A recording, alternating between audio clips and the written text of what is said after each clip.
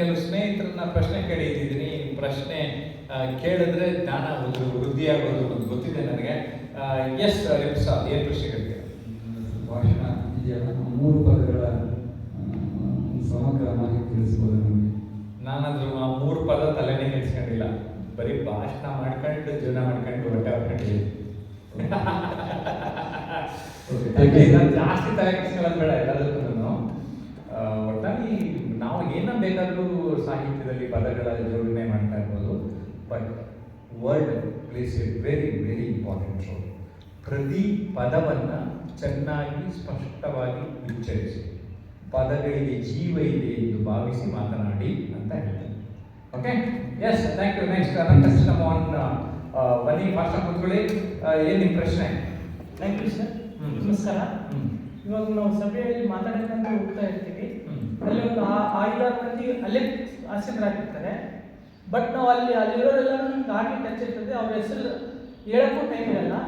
ಅದರಲ್ಲಿ ಯಾರ ಹೆಸರು? ನಾ ಆ್ಯಕ್ಚುಲಿ ನಿಮಗೆ ಒಂದು ಹೇಳ್ತೀನಿ, ನಾ ಹೆಸರೇ ಯಾರಿಗೆ ಹೆಸರಿಗೆ ಅವಶ್ಯಕತೆ ಇದೆ ಅಂದರೆ ಅವ್ರದ್ದೇನಾದ್ರು ವಶಿಲಿ ಬಾಜಿ ಅವ್ರ ಹತ್ರ ಕೆಲಸ ಆಗಬೇಕು ಅಂದರೆ ಹೇಳಬೇಕು. ಅರ್ಥ ಆಗ್ತಾ ಇದೆಯಾ? ಅದು ಕೆಲವು ಸಭೆಗಳಲ್ಲಿ ಏನಾಗುತ್ತೆ ಅಂದರೆ 5ರಿಂದ 10 ನಿಮಿಷದವರೆಗೆ ಅವರು ಅಂತ ಹೇಳ್ಕೊಳ್ಳೋ ಒಳಗಡೆ. ಆದರೆ ಅಂಥ ಸಭೆ ಏನಾಗಿರುತ್ತೆ, ಅರ್ಧ ಜನ ದುಡ್ಡು ಕೊಟ್ಟು ಬಂದಿರ್ತಾರೆ, ಕೇಳಿಸ್ಕೊತಾರೆ, ಸಹಿಸ್ಕೊತಾರೆ. ಫ್ರೀಯಾಗಿ ಬಂದಿರೋ ಸಹಿಸ್ಕೊಳ್ಳೋಕೆ ಇಷ್ಟಪಡಲ್ಲ. ಅಧ್ಯಕ್ಷರೇ, ಎಲ್ಲ ಅತಿಥಿಗಳೇ, ಬಂದಿರುವಂತಹ ನಮ್ಮ ಆತ್ಮೀಯ ಬಂಧುಗಳೇ, ಶುರು ಮಾಡಿ. ನಾನು ವೆರಿ ರೇರ್ ನೇಮ್ ಮೆನ್ಷನ್ ಮಾಡೋದು, very rare, not this. Okay, ಆದರೆ ಪ್ರೋಟೋಕಾಲ್ ಅಂತ ಕೆಲವು ಗೌರ್ಮೆಂಟ್ ಪ್ರೋಗ್ರಾಮ್ಸ್ ಇರ್ತದೆ, ಅಲ್ಲಿ ಅಧ್ಯಕ್ಷತೆ ವಹಿಸಿದವರ ಹೆಸರುಗಳನ್ನು ಗವರ್ನರ್ ಬಂದಾಗ, ಪ್ರೆಸಿಡೆಂಟ್ ಬಂದಾಗ, ಪ್ರೈಮ್ ಮಿನಿಸ್ಟರ್ ಬಂದಾಗ ಅಲ್ಲಿ ಪದಗಳಲ್ಲಿ ಎಸ್ಪೆಷಲಿ ವಿಶೇಷವಾಗಿ ಬಳಸ್ತಾ ಹೋಗ್ತಾ ಇರಬೇಕಾಗತ್ತೆ. ಈಸ್ ಹೈನೆಸ್ ಅಂತೆಲ್ಲ ಹೇಳಬೇಕಾಗ್ತದೆ. ಅದಕ್ಕೆ ಪ್ರೋಟೋಕಾಲ್ ಅಂತಾರೆ. ಅದನ್ನು ಒಂಚೂರು ಮನಸ್ಸಲ್ಲಿ ಥ್ಯಾಂಕ್ ಯು. ಇಲ್ಲಿ ಬೇರೆ ಕಡೆ ಹೇಳೋ ಅಗತ್ಯನೇ ಇಲ್ಲ. Thank you. ನಿಂತ ಇನ್ನೂ ಗೊತ್ತಿರಲಿ, ಕೆಲವು ಸರಿ ನಾನು ಸುಮ್ಮನೆ ಸ್ಟಾರ್ಟಿಂಗೇ ಮಾಡಿಲ್ಲ, ಎಷ್ಟೋ ಸರಿ ಸ್ಟ್ರೈಟಾಗಿ ವಿಷಯಕ್ಕೆ ಬಂದ್ಬಿಟ್ಟು ಮಧ್ಯದಲ್ಲಿ ಯಾವಾಗಲೂ ನಮಸ್ಕಾರ ಎಲ್ಲ ವೆರೈಟಿ ಮಾಡಬೇಕು, ಕ್ರಿಯೇಟಿವಿಟಿ ಮಾಡಬೇಕು ಅಲ್ವಾ? ಓಕೆ, ನೆಕ್ಸ್ಟ್ ಬನ್ನಿ. ನೇತ್ರಾವತಿ ಯೋಗ ಶಿಕ್ಷಕಿ ವಿಜಯಪುರದಿಂದ ಆಗಮಿಸಿದ್ದಾರೆ. ಅವರು ಏನು ಹೇಳ್ತಾರೆ ಅನ್ನೋದನ್ನು ಕೇಳೋಣ. ಎಸ್, ನಮಸ್ತೆ ಸರ್. ನಮಸ್ತೆ. ಅಸ್ಪಷ್ಟತೆಯನ್ನು ಸ್ಪಷ್ಟತೆಯಲ್ಲಿ ಹೋಗುವುದು ಸರ್. ನಾವು ಇಲ್ಲೊಂದು ಮೆಟೀರಿಯಲ್ ತೋರಿಸ್ತಾ ಒಂದು ಹೆಜ್ಜೆ ಮುಂದೆ ಹೋದರೆ ಇನ್ನೊಂದು ಹೆಜ್ಜೆ ಜಾಗ ಕಾಣಿಸ್ತದೆ. ನಾನು ಯಾವಾಗಲೂ ಕಾರ್ ಬೇರೆ ನಾನೇ ಸರಿ ಡ್ರೈವ್ ಮಾಡ್ತೀನಿ. ಹೆಡ್ಲೈಟ್ ಹಾಕಿರ್ತೀವಿ ರಾತ್ರಿ ಹೊತ್ತು. ರೋಡಲ್ಲೆಲ್ಲ ಲೈಟ್ ಹಾಕ್ಲೇಬೇಕಾಗಿಲ್ಲ. ನಮ್ಮ ಹೆಡ್ಲೈಟ್ ಹಾಕಿದ್ರೆ ನಾನು ಮುಂದೆ ಹೋಗ್ತಾ ಇದ್ದಾಗೆ ಮುಂದೆ ರೋಡಿಗೆ ಕಾಣಿಸ್ಕೊಂಡು ಹೋಗ್ತದೆ. ನಮ್ಮ ಜೀವನದಲ್ಲಿ ಯಾವುದೇ ವಿಷಯಕ್ಕೆ ಆಳವಾಗಿ ಹೋಗ್ತಾ ಇದ್ರೆ ಅದು ದಾರಿ ತಾನೇ ಸ್ಪಷ್ಟ ಆಗುತ್ತೆ. ನಾವು ಆ ಡೈರೆಕ್ಷನಲ್ಲಿ ಇರಬೇಕು, ಮತ್ತೆ ಅಲ್ಲೇ ನಿಂತಲ್ಲೇ ನಿಲ್ಲಬಾರದು, ಮುಂದೆ ಸಾಗಬೇಕು. Thank you. ನೆಕ್ಸ್ಟ್ ಸಂಕುಚಿತ ಮನೋಭಾವದಿಂದ ವಿಶಾಲ ಮನೋಭಾವದಲ್ಲಿ ಹೋಗುವುದು. ಸಂಕುಚಿತ, ಆಕ್ಚುಲಿ ನಾವು ಬೇರೆ ವಿಷಯ ಕೊಟ್ಟಿದ್ವಿ, ನೀವು ಕೇಳ್ತಾ ಇಲ್ಲ. ಆದರೂ ನಾವು ಎಕ್ಸ್ಟ್ರಾ ಪಾಯಿಂಟ್ ಆದರೂ ಕೇಳ್ತೀವಿ, ಯಾಕಂದ್ರೆ ಅವ್ರಿಗೆ ವ್ಯಕ್ತಿತ್ವ ಪರಿವರ್ತನೆ ಪಾಯಿಂಟ್ಸ್ ಅಂತ ಗೊತ್ತಾಗಿದೆ. ಕೂಗ್ಚಿರಾಗಿರ್ಬೇಡಿ, ಪ್ರಪಂಚ ದೊಡ್ಡದು. ಎಷ್ಟೊಂದು ಜನ ಅವ್ರ ಜಾತಿ, ಒಳೆ ಜಾತಿ, ಕಿರು ಜಾತಿ ಅನ್ಕಂಡು ಹೆಂಗೆ ಇರ್ತಿದ್ದೀರಿ, ಯಾರು ನಮ್ಮ ಫ್ರೆಂಡ್ಸು, ನಮ್ಮ ಮನುಷ್ಯರು ಅಂತ ಗೌರವ ಕೊಡೋಕೆ ಶುರು ಮಾಡಿ ಅಂತ ಹೇಳಬೇಕು ಅನಿಸ್ತು. ಈ ವಾಕ್ಯಗಳಲ್ಲಿ ಹೇಳ್ತಾ ಇದ್ದೀನಿ ಅಷ್ಟೇ. ಓಕೆ, ಎಸ್, ನೆಕ್ಸ್ಟ್ ಮಾಡೋಕೆ ಕಲಿತ ಮೇಡಮ್ ಬಂದಿದ್ದಾರೆ. Yes madam. ಒಂದು ಸಿಂಪಲ್ ಕ್ವೆಶ್ಚನ್ ಏನಂದ್ರೆ, ಸಿಂಪಲ್ ಕಾಂಪ್ಲಿಕೇಶನ್ ನಾನು ಹೇಳ್ತೀನಿ. ಸಿಂಪಲ್ ಅಂದ್ರೆ ಎಲ್ಲರೂ ಮಾತಿನ ಬಗ್ಗೆ ವಿಷಯ ಬಂತು ಅಂದ್ರೆ ಮೊದಲನೇ ಆಡೋ ಮಾತೇನಂದ್ರೆ, ಮಾತು ಮುತ್ತಿನ ಹಾರದಂತೆ ಇರಬೇಕು. ಎಲ್ಲಾರು ಭಾಷಣದಲ್ಲೂ ಯೂಸ್ ಮಾಡ್ತಾರೆ. ಆದ್ರೆ ಯಾರು ಕೂಡ ಮುತ್ತಿನ ಹಾರದಲ್ಲಿ ಹೆಂಗಿರ್ಬೇಕು ಅಂತ ಯಾರು ಹೇಳಿಲ್ಲ. ಮುತ್ತಿನ ಹಾರ ತರ ಇರ್ಬೇಕಂತ ಎಲ್ಲ ಹೇಳಿದ್ದಾರೆ, ಬಟ್ ಹೇಗಿರ್ಬೇಕು ಅಂತ ಹೇಳಿಲ್ಲ. ನಮ್ಮ ಧ್ವನಿ ಅಂತ ಬಂದಾಗ ಒಂದೇ ಲೆವೆಲ್ ಅಲ್ಲಿ ಇರಬಾರ್ದು, ಏರಿಳಿತಗಳಿರ್ಬೇಕು. ಏರಿಳಿತಗಳಿದ್ದಾಗಲೇ ಅದೊಂದು ಉತ್ತಮ ಭಾಷಣ ಆಗತ್ತೆ ಅಂತ ನೀವು ಹೇಳ್ತೀರಾ. ಆದ್ರೆ ಮುತ್ತಿನ ಹಾರ ಎಲ್ಲೂ ಏರಿಳಿತಗಳು ಇರೋದಿಲ್ಲ. ಯಾವ ಮುತ್ತಿನ ಹಾರ ಯಾವಾಗಲೂ ಒಂದೇ ಸಮನಾಗಿರುತ್ತೆ. ಆದ್ರೆ ಎಲ್ಲರೂ ಉದಾಹರಣೆ ಕೊಡ್ಬೇಕಂದ್ರೆ ಮಾತು ಮುತ್ತಿನ ಹಾರದಂತಿರ್ಬೇಕು ಅಂತ ಮೇಡಮ್. ನೀವು ಮುತ್ತಿನ ಹಾರನ ಈಗ ಹೂವಿನ ಹಾರಕ್ಕೂ ಹೋಲಿಸ್ಕೊಂಡ್ರೆ, ಮುತ್ತಿನ ಹಾರ ಇದ್ರೂ ಮಧ್ಯದಲ್ಲಿ ಬಣ್ಣ ಬದಲಾಗ್ತದೆ. ಒಂದು ಸ್ವಲ್ಪ ಸೈಜ್ ದಪ್ಪ ಇರ್ತದೆ, ಅರ್ಧ ಇಲ್ಲ. ಸೊ ಹಾಗೆ ಮಧ್ಯ ಒಂದು ಕೋಟು, ಒಂದು ಉದಾಹರಣೆ ಇವೆಲ್ಲ ಇರುತ್ತದೆ. ಹೂವಿನ ವಿಷಯ ತಗೊಂಡಾಗ ಮಲ್ಲಿಗೆ ಹಾರ ಇದ್ರೆ ಅದೊಂದು ಗುಲಾಬಿ ಹೂವಿನ ಮಧ್ಯ ಹಾಕ್ತಾರೆ. ಅಂದರೆ ಆ ಸಮ ಪ್ರಮಾಣದಲ್ಲಿ ಇರಲಿ ಅನ್ನೋದೇ ಮುಖ್ಯವಾದದ್ದು. ನಮ್ಮ ಅಲ್ಲಿ ಸಮತೂಕ ಅಲ್ಲಿ ಒಂದು ಸೈಜ್ ಇರಲಿ ಅನ್ನೋದಿದೆ. ಏರಿಳಿತಕ್ಕೂ ಈ ಉದಾಹರಣೆಗೂ ನಾವು ಹೊಂದಿಸುವ ಅಗತ್ಯ ಇಲ್ಲ. ಆದರೂ ಗೊತ್ತಿರಲಿ ನಿಮಗೆ, ನಾನು ಫೋಟೋ ತೆಗೆದಾಗ ಮೈಕ್ರೋಸ್ಕೋಪ್ ಇಟ್ಟಾಗ ಆ ಹೂಗಳನ್ನ ಮಣಿಗೊಳಿಸಿದ್ರು ಅದು ಸಣ್ಣ ಸಣ್ಣ ವೇರಿಯೇಷನ್ ಇರುತ್ತೆ. ಹಾಗೆ ನಿಮ್ಮ ಧ್ವನಿಯಲ್ಲಿ ಕೊಂಚ ವ್ಯತ್ಯಾಸಗಳನ್ನು ತರಬೇಕು ಎನ್ನುವುದು ಇದರ ಆಶಯ. ಕರೆಕ್ಟ್? S, next. ಸಾಯಿರಾಮ್ ಬಂದಿದ್ದಾರೆ ನಮ್ಮ ಜೊತೆ. ಅವನ ಸಾಯಿ ಅಂದರೆ ಸಾಯಿ ಬಾಬಾ ಒಂದು ನೆನಪಾಗುತ್ತೆ, ಆದರೆ ಯಾರಿಗೂ ಅವರು ಸಾಯಿ ಅಂತ ಇಲ್ಲಲ್ಲ. ಓಕೆ, ನಮಸ್ಕಾರ. ನಮಸ್ಕಾರ ಸರ್. ನಮಸ್ಕಾರ, ಹೇಗಿದ್ದೀರಿ ಸರ್? Fine sir. ಸರ್ ನೀವು ಎವ್ರಿಥಿಂಗ್ ಅಂತ ಎಲ್ಲರೂ ಹೇಳ್ತಾರೆ. ಹೇಗೆ ಸರ್ ಅದ್ರ ಬಗ್ಗೆ? ನಾನು ಗ್ರೀನ್ ಬಟ್ಟೆನೇ ಹಾಕಲ್ಲ. ಯಾಕೆ ಗೊತ್ತಾ? ಗ್ರೀನ್ ಕ್ರೋಮ ಇರುತ್ತೆ ಬಿಡಿಯ ಮೇಲೆ. ಇದರಲ್ಲೂ ಮನೆಯಲ್ಲೂ ಗ್ರೀನ್ ಗೋಡಿಸ್ಬಿಟ್ಟಿದ್ದೀನಿ ಗೋಡೆ, ಆಗ ಗ್ರೀನ್ ಬಟ್ಟೆ ತರಬೇಕು ಸರ್. ಆದರೆ ಎವರ್ ಗ್ರೀನ್ ಅಂತ ಅಂತಾರೆ ಅಂದ್ರೆ, ನಾನು 122-123 ವಯಸ್ಸಿನವನ್ನೆಲ್ಲ ನೋಡ್ಬಿಟ್ಟು ಆ ಮನುಷ್ಯ ಪಂಡಿತ್ ಸುಧಾಕರ್ ಚತುರ್ವೇದಿ ಏನು ಹೇಳಿದ್ರು, ಆ ಕಾರ್ಯಕ್ರಮ ಬೇರೆ ನಾನೇ ನಿರೂಪಣೆ ಮಾಡ್ತಾ ಇದ್ದೀನಿ, ಸಂತೋಷ ಕಡೆ ಎಲ್ಲ ಬಂದಿದ್ದಾರೆ.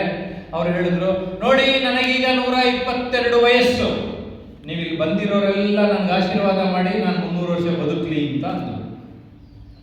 ಆ ಮನುಷ್ಯ ಹಂಗೆ ಹೇಳ್ಬೇಕಾರೆ ಅದ್ರ ಅರ್ಧ ವಯಸ್ಸು ಆಗದೆ ಇರೋರು ನಾನು ಹೆಂಗಿರ್ಬೇಕು ಸರ್? ಸರ್ ಅರ್ಥ ಮಾಡ್ಕೊಂಡೆ ನಾನು. ತಾವು ಚಟಪಟ ಆನ್ಸರ್ ನಾವು ಕೊಡ್ತೀರಿ ಪ್ರತಿಯೊಂದು, ಹೇಗೆ ಅದು ಸಾಧ್ಯ ಆಗಿದೆ? ನನಗೂ ಗೊತ್ತಿರಲಿಲ್ಲ. 1-2 ವರ್ಷದಿಂದ ಗೊತ್ತಾಯ್ತು. ಏನು ಅಂದರೆ, ನಾನು ಲೈವ್ ಶೋಸ್ ಇರ್ತಾರೆ. ಲೈವ್ ಅಂದರೆ ಅದು 3 ಕ್ಯಾಮ್ರಾ ಬೇರೆ ಇಟ್ಟಿರೋರು. ನಾನು ಯಾವಾಗಲೂ ವಾಪಸ್ ಏನಾದ್ರು ಹೆಚ್ಚು ಕಡಿಮೆ ಹೇಳಿದ್ರೆ, ವಾಪಸ್ ಏನಾದ್ರು ತಪ್ಪು ಹೇಳಿದ್ರೆ ಚಾನ್ಸ್ ಇರಲಿಲ್ಲ ತಿಳ್ಕೊಳ್ಳೋಕ್ಕೆ. ಅಲ್ಲೇ ಹಂಗೆ ಕರೆಕ್ಷನ್ ಮಾಡ್ಕೊಂಡು ಹೋಗ್ಬೇಕಾಗಿತ್ತು. ಸೊ ಇರೋದು ಒಂದೇ ಸರಿಯಾಗಿ ಮಾತಾಡೋಣ ಅಂತ ಹೊರಟೆ. 99% ಸರಿಯಾಗಿ ಮಾತಾಡೋಕೆ ಆಗ್ತಾ ಇದೆ. So being in the present is very very important ಅಂತ ಹೇಳ್ತೇನೆ. ಅದು ನಿಮ್ಮ ಬ್ಯಾಗ್ನಲ್ಲಿ ನಿಮ್ಮ ಅಷ್ಟು ಫಾಸ್ಟ್ ಆಗಿ ಹೇಗೆ ಹೊಡೆಯುತ್ತೆ ಸರ್? ನಾವು ಪ್ರಶ್ನೆ ಕೇಳಲಿಕ್ಕೆ ಮುಂಚೆ ಮುಂದೆ ಕೊನೆಗೆ ಬಳಸೋದಕ್ಕೆ ಮುಂಚೆನೇ ನೀವು ಶುರು ಮಾಡಿ. ವಿಶ್ವೇಶ್ವರಯ್ಯದಿಂದ ಹೋದ್ರೆ ದೇವನಹಳ್ಳಿ ಹತ್ರ ಮುದ್ದೇನಹಳ್ಳಿ ಇದೆ. ವಿಶ್ವೇಶ್ವರಯ್ಯ ಇವ್ರದ್ದೆಲ್ಲ ಬ್ರೈನು ಎಲ್ಲ ಸೆನ್ಸಸ್ ಎಲ್ಲ ಚೆಕ್ ಮಾಡೋದಿರುತ್ತೆ. ಪ್ರಪಂಚದಲ್ಲಿ ಇರೋರೆಲ್ಲ ಬ್ರೈನು ಒಂದೇ ಥರ ಇದೆ ಅಂತ ಸರ್. ಅಂದರೆ hardware is common, only difference is the software. ಆ ಸಾಫ್ಟ್ವೇರ್ಗೆ ನಾವು ಕೆಲಸ ಕೊಡೋದೇ ಜಾಸ್ತಿ ಜನ ಕಡಿಮೆ ಮಾಡ್ಯಾರೆ. ನಾನು ದಿನ ಕೆಲಸ ಕೊಡ್ತಾ ಇದ್ದೀನಿ ಸರ್, ಅದಕ್ಕೆ ಇಷ್ಟ ಆಗಿದೆ. ಸುಮಾರು ಜನ ಹೇಳ್ತಾರೆ ಸರ್ ಆಸೆಕ್ಕಾಗಿ. ಆದರೆ ವಿಶ್ವೇಶ್ವರಯ್ಯ ಅವರು ನಿಧನರಾದಂತ ಅವರ ಬ್ರೈನು ಕಾಣೆಯಾಗಿದೆ ಅಂತ ಹೇಳ್ತಿದ್ದಾರೆ. ಆ ಬ್ರೈನ್ ಏನಾದ್ರು ನಿಮ್ಮಲ್ಲಿ ಬಂದಿದೆಯಾ? ಸರ್, ನನ್ನ ವಿಶ್ವೇಶ್ವರಯ್ಯ ಇಷ್ಟ. ನನ್ನ ಸೆಕೆಂಡ್ ವಿಶ್ವೇಶ್ವರಯ್ಯ ಅಥವಾ ಅವ್ರ ಬ್ರೈನ್ ಬಂದಿದೆ ಅಂದರೆ ಈಸಿಯಾಗಿ ಅಕ್ಸೆಪ್ಟ್ ಮಾಡ್ತೀನಿ. ಎಲ್ಲೋ ಅವರ ಒಂದು ಆತ್ಮ ನಿಮ್ಮಲ್ಲಿ ಸೇರ್ಕೊಂಡಿದೆ ಅಂತ ನಾನು ಅನ್ಕೊಳ್ಬೋದು. ಇರ್ಬೋದು, because I love you, I pray. ಅವರ ಒಂದು 100 ವರ್ಷದಲ್ಲಿ 1000 ವರ್ಷದಲ್ಲಿ ಮಾಡೋ ಕೆಲಸ ಬೇರೆಯವರೆಲ್ಲ, ಈಗ ನಮ್ಮ ಇನ್ಸ್ಟೆಂಟ್ ಎಲ್ಲ ಇದ್ದಾರೆ, ಇವೆಲ್ಲ ಮಾಡೋ 100 ವರ್ಷದಲ್ಲಿ ಎಲ್ಲ 1000 ವರ್ಷ ಮಾಡೋದು ನಾವು 100 ವರ್ಷದಲ್ಲಿ ಮಾಡೋದು ಅಂತ ಹೇಳ್ತೀನಿ. ಸೊ ಹಾಗೆ ಅದು ಸಾಧ್ಯ. ಅವ್ರಿಗೂ ಮತ್ತೆ ನಿಮಗೆ ಒಂದು ವ್ಯತ್ಯಾಸ ಉಂಟು ಸರ್. ಏನಂತಂದ್ರೆ, ಅವರು ಎಲ್ಲರಿಗೂ ವಿಶ್ವ ಪ್ರಸಿದ್ಧಿಯಾದರು, ನೀವು ಯಾಕೆ ಎಲೆ ಮರಿಕಾಯ್ತರ ಹಿಂದೆನೇ ಇದ್ದೀರಿ? ನನಗೆ ಅನ್ಸಂಗ್ ಹೀರೋ ಅಂತ ರಾಮ್ ಸುಂದರ್ ಅವರು ಒಂದು ಇಂಟರ್ವ್ಯೂ ಮಾಡಿದ್ದಾರೆ, ಅದನ್ನು ಪುಸ್ತಕದಲ್ಲಿ ಹಾಕಿದ್ದೇನೆ.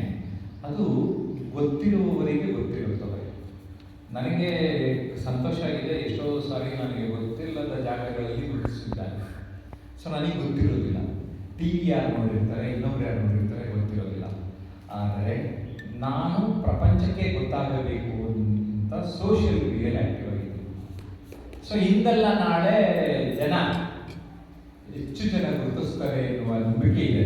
ಬಟ್ ಇನ್ನೊಂದು ಹೇಳ್ತೀನಿ, ನಾನು ಜಾಸ್ತಿ ಜನ ಗುರುತಿಸ್ಬಿಟ್ರು ಫೀಡಿಯಾಗಿ ಬಿಡೋದಾಗ್ತಾರಲ್ಲ ರೋಡಲ್ಲಿ, ಅದು ಪರವಾಗಿಲ್ಲ ಸರ್. ಆದರೆ ಏನಂತಂದ್ರೆ, ತಾವು ಹೇಳಿದ್ರಿ ನಾಡಿ ಮಿಡಿತ, ನಾನು ಹೇಳಿದೆ, ತಾವು ಹೇಳಿದ್ರಿ ಎಲ್ಲರ ನಾಡಿ ಮಿಡಿತದಲ್ಲಿ ತಾವು ಬರ್ಬೇಕಂತ ನಾನು ಅನ್ಕೊಂಡೆ. ಅದು ನಿಮ್ಮ ಒಂದು ಆಸೆ ಮತ್ತು ಆಶಯ. ನಿಮ್ಮಂಥವರೆಲ್ಲ ಇದ್ದಾಗ, ಇನ್ಫ್ಯಾಕ್ಟ್ ಶೇಕ್ಸ್ಪಿಯರ್ ಬದುಕಿದ್ದಾಗ ಆಗಿನ ಜನಕ್ಕೆ ಶೇಕ್ಸ್ಪಿಯರ್ ಬಗ್ಗೆ ಗೊತ್ತಿರಲಿಲ್ಲ. 150 ವರ್ಷಗಳ ಆದಮೇಲೆ ಒಬ್ಬ ವ್ಯಕ್ತಿ ಅವರ ಬಗ್ಗೆ ಅಧ್ಯಯನ ಮಾಡಿ ಇಂಥ ಒಬ್ಬ ಮಹಾನ್ ವ್ಯಕ್ತಿ ಇದ್ದ ಅಂತ ಪ್ರಪಂಚಕ್ಕೆ ತಿಳಿಸ್ತಾರೆ. ಸೊ ಶೇಕ್ಸ್ಪಿಯರ್ ಆ ಯಶಸ್ಸನ್ನು ಅನುಭವಿಸ್ಲಿಲ್ಲ. 150 ವರ್ಷ ಆದಮೇಲೆ ಪ್ರಪಂಚಕ್ಕೆ ಅವತ್ತಿಂದ ಇವತ್ತರೆಗೂ ಶೇಕ್ಸ್ಪಿಯರ್ ಯಾರು ಅಂತ ಗೊತ್ತು. ನಮ್ಮ ಜನ ಎಷ್ಟೋ ಸರಿ ಬದುಕಾಗ ರೆಕಗ್ನಿಷನ್ ಕೊಡಲ್ಲ, ಸತ್ತಾಗ ಕೊಡ್ಬೋದೇನೋ, ಆದರೆ ನನಗೆ ಆ ಥರ ಸಿಗಬೇಕು ಅಂತಲೂ ಇಲ್ಲ. ಬಟ್ ನನ್ನ ಗುರಿಯೇ ಬರೀ ಜನಪ್ರಿಯತೆ ಅಷ್ಟೇ ಮುಖ್ಯ ಆಗದೆ ಇರೋದ್ರಿಂದ ನನ್ನ ಗುರಿ ಇರೋದು ನನ್ನ ವಿಚಾರಧಾರೆಗಳನ್ನು ಇಷ್ಟಪಡುವ ಒಂದು ಸಮೂಹ, ಒಂದು ತಂಡ, ಅವರಿಗೆ ನಾನು ತಲುಪಿದರೆ ಸಾಕು ಅಂತ ಇರೋದ್ರಿಂದ ಸತ್ಯಕ್ಕೆ ಸಾಕು ಅಂತ ಅಂದ್ಕೊಂಡಿದ್ದೇನೆ. ಮುಂದೆ ನಿಮ್ಮಂಥವರೆಲ್ಲ ಪ್ರಚಾರ ಮಾಡ್ತೀರಾ ಅಂತ ಅಂದ್ಕೊಂಡಿದ್ದೇನೆ. ಆದರೆ ಅದು ಇನ್ನೊಂದು ಕ್ವಶನ್, ವಿಶ್ವವನ್ನೇ ಗೆದ್ದ ಅಲೆಕ್ಸಾಂಡರ್ ಕೊನೆಗೆ ಹೋಗುವಾಗ ತಾನೇನು ತೆಗೆದುಕೊಂಡು ಹೋಗಿಲ್ಲ. ಆದರೆ ನೀವು ಹೋಗುವಾಗ 8 ಲಕ್ಷ ತರಗತಿಗಳನ್ನ ಮಾಡಿ 8 ಲಕ್ಷ ಮಂದಿಗೆ ತಾವು ತಮ್ಮ ವಿದ್ಯೆಯನ್ನ ದಾನ ಮಾಡಿ ಹೋಗ್ತಿದ್ರಿ. ಅದಕ್ಕೆ ತಮ್ಮ ಬಗ್ಗೆ ಅನಿಸುತ್ತೆ ಸರ್? ಸರ್, ಒಂದು ಅಲೆಕ್ಸಾಂಡರ್ಗೆ ಎಂಡಲ್ಲಿ ರಿಯಲೈಸ್ ಆಯಿತು ಸಾಯ್ಬೇಕಾದ್ರೆ. ನನಗೆ ಮುಂಚೆನೇ ರಿಯಲೈಸ್ ಆಗೋಗಿದೆ, ಹೋಗ್ಬೇಕಾದ್ರೆ ಏನು ತಗೊಂಡಲ್ಲ ಅಂತ. ಅದಕ್ಕೆ ಲಾಸ್ಟ್ ಸತ್ತ ಮೇಲೂ ಬದುಕುವುದು ಹೇಗೆ ಅಂತ ಒಂದು ವಿಷಯದ ಬಗ್ಗೆ ನಮ್ಮ ಆನ್ಲೈನ್ ಸ್ಟೂಡೆಂಟ್ಸ್ ಹತ್ರ ಮಾತಾಡಿಸ್ತಾರೆ. Let them also realise the same thing ಅಂತ. ಅದಕ್ಕೆ ಇಡೀ ಪ್ರಪಂಚನೇ ನಂದು ಅಂದ್ಕೊಂಡಿದ್ದೀನಿ. ಅರ್ಥ ಆಯ್ತಾ?